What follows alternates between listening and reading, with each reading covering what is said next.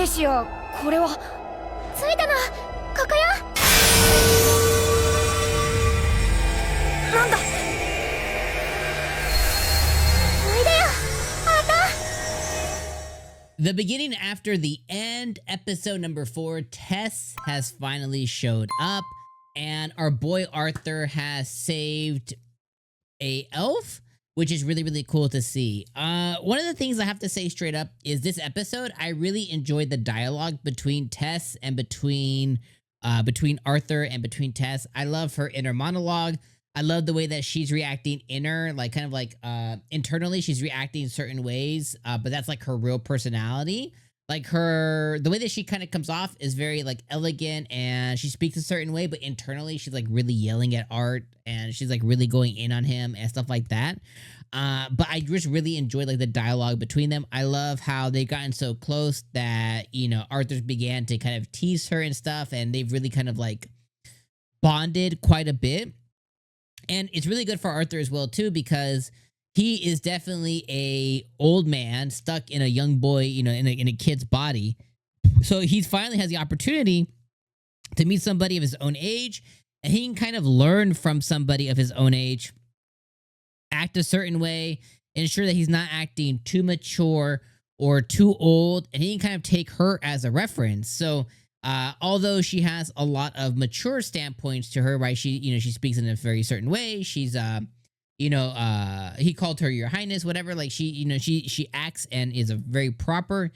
She is also immature at times, so he can kind of take that as a lesson to ensure that he can still be like mature and be himself, but then also ensure that he throws a little immaturity in there, so he looks like somebody who's just mature for his age, not somebody that's just really mature.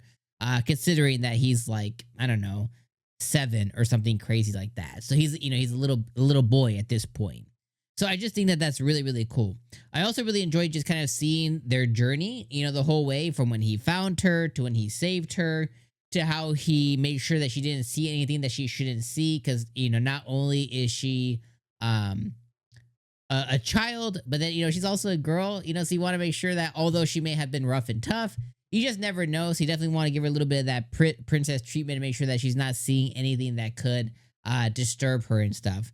I also think it was really cute too that he caught on to her kind of being scared at night, and he was watching from inside the tent to make sure that she could fall asleep and everything. I thought that was a really, really adorable thing as well too. And shout out to the wolf. The wolf came and kind of like supplied them some meat, basically saying thank you for, you know, saving him or her. You know, I don't know if it's a male or female wolf, but, you know, saving them to make sure that like, hey, here's a little payback for, you know, allowing us to, be free from the shackles that we had before with the slave traders and stuff.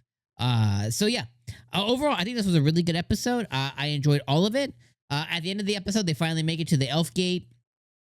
And she's returned back into her home, and Arthur immediately gets not attacked, but he gets kind of subdued by some of the guards. You assume, like basically some of the gate guards, because there's like a portal gate that you have to pass through. So he gets subdued and immediately calls out to Tess, like, "Hey, you know, help me!" And she's like, "So it's like, yo, what's that all about?" You know what I mean? So. Definitely really enjoyed it. I thought this was really well done. And I won't spoil anything from the other side of it, you know, from adaptation wise.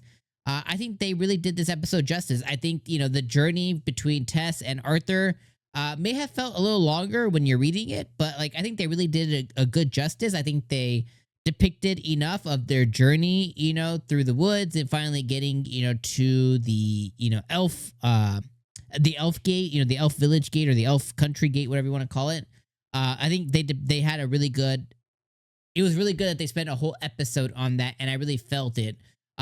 More so than him and Sylvia the dragon. I feel like we got cut short there. Although like they weren't really robust in the source material. I felt like there was a little bit more detail there, and I felt like they could have given us a little bit more when it came to him and Sylvia's relationship. But I think that they did Tess justice here.